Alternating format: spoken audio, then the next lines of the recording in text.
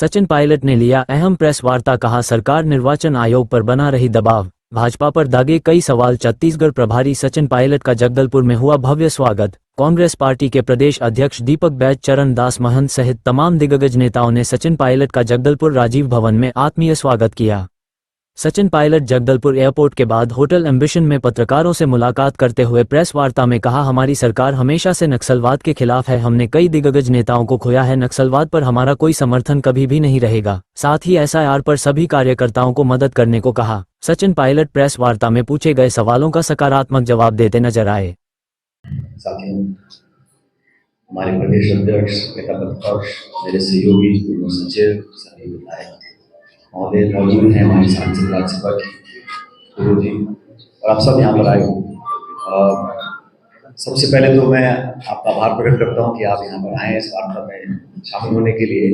और जैसा दीपक जी ने और डॉक्टर महंत जी ने बताया कि स्पेशल इंटेंसिव रिव्यू के नाम से निर्वाचन आयोग सन 52 से लेकर आज तक लगातार ये प्रक्रिया चलती रही है।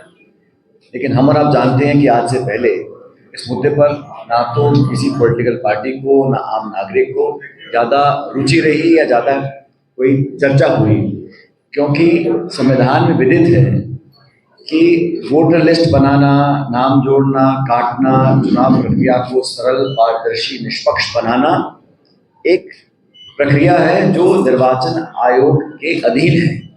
इसमें कोई शक या गुंजाइश की संभावना नहीं है।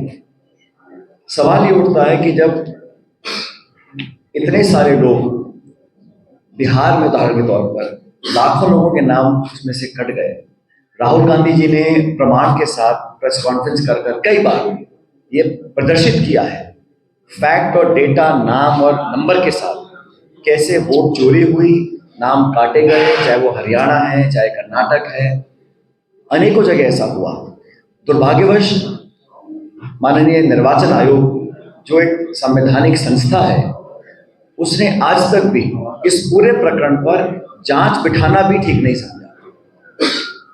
दूसरी बात, वोटर लिस्ट में नाम जोड़ना, काटना और एक पुख्ता शुद्धिकरण के बाद लिस्ट तैयार करना, ये जिम्मेदारी किसी राजनीतिक दल की नहीं है।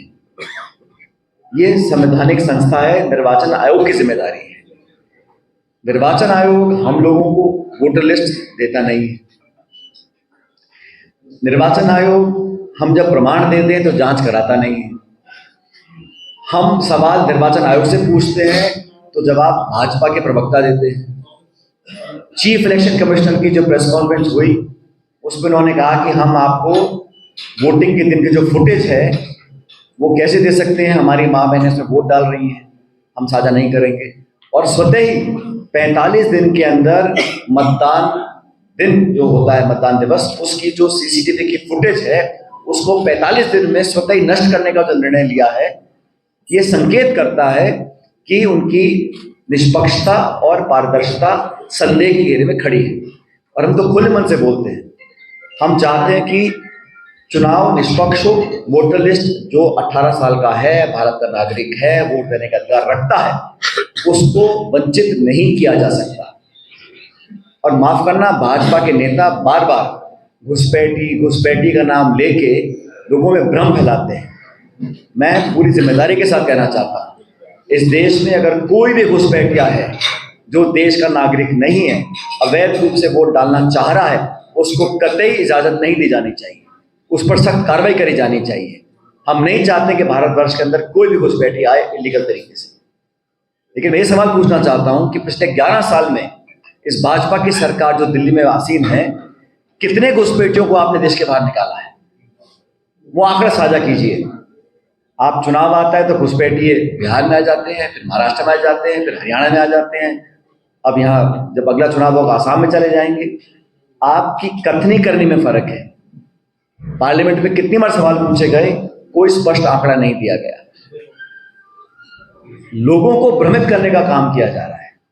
अगर इस छत्तीसगढ़ में या देश के किसी कोने में कोई गरीब है, पिछड़ा है, दलित है, असहाय है, निर्धन है, अशिक्षित है, वो घुसपैठिया है क्या? जो आज धान की फसल लगा रहे हैं, काट रहे हैं, उन पर इतना समय है क्या कि वो जाके दुनिया भर के दस्तावेज इकट्ठा करेंगे और जाके झगड़ा करेंगे अफसरों से कि हमारा वोट में नाम है कि नहीं है। उनको 2 जून की रोटी नसीब नहीं हो रही है। इस महंगाई के ज़माने में बच्चे पालने में आफत उनको आती है, बच्चों तो दिहाड़ी करते हैं, मजदूरी करते हैं। उन लोगों के संरक्षण के लिए आज कांग्रेस पार्टी मैदान में खड़ी है। देखिए, चुनाव में हार जीत तो जनता तय करती है।